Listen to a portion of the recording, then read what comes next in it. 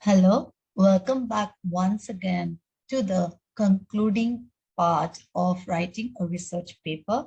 That is, I'll be dealing with writing a research paper conclusion. So let me take you to the roadmap of my presentation. So first, I'll be talking about the aim or the purpose of writing a concluding paragraph. Second, I'll be dealing with the format. Third, I will highlight some of the points that we should remember while writing the concluding paragraph. And fourth, I have a sample for you that will help you to understand how to write the concluding paragraph.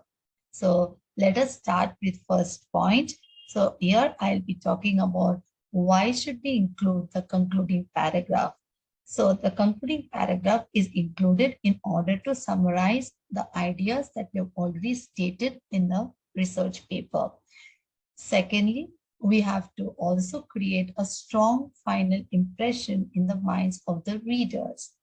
That is, we have to write our ideas or summarize our ideas precisely and concisely, highlighting the most important finding and also trying to give the implication of the finding.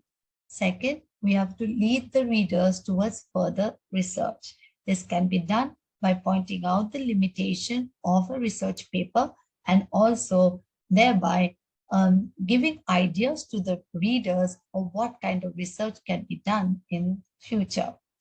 So having understood the aim of including the concluding paragraph, let us now move on to the format. So the most important thing we have to remember is we begin the concluding paragraph by restating the research problem. While restating the problem, we have to take care not to use the same language as we have written in the introductory paragraph. So we have to rephrase the research problem, thereby taking care not to change the meaning of the research problem. Second, we have to summarize the paper very systematically, very concisely and precisely, taking care only to highlight the most important finding. Third, we have to discuss the implications of our research finding, and we also have to deal with it adequately, deal with it precisely, and also take the readers towards our limitation of the research paper, as well as take the readers to the further research work that can be done in that particular area. So having understood the format, let us now move on to the third topic, that is the points that we should remember while writing the concluding paragraph. So we have to avoid starting the conclusion with the phrase in conclusion or to conclude.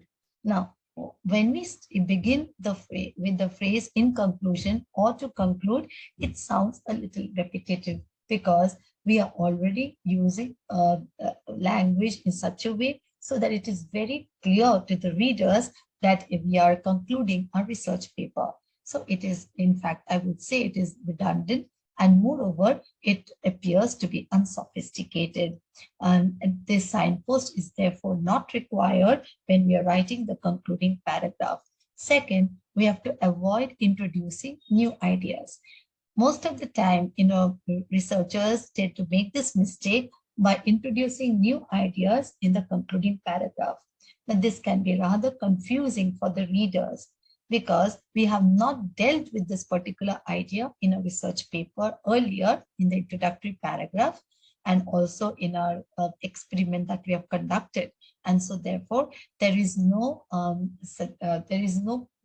suggestion, or there is no point where we have indicated that we have experimented with this particular idea. So therefore, new ideas should be avoided. So having understood this, let us now move on to the sample over here.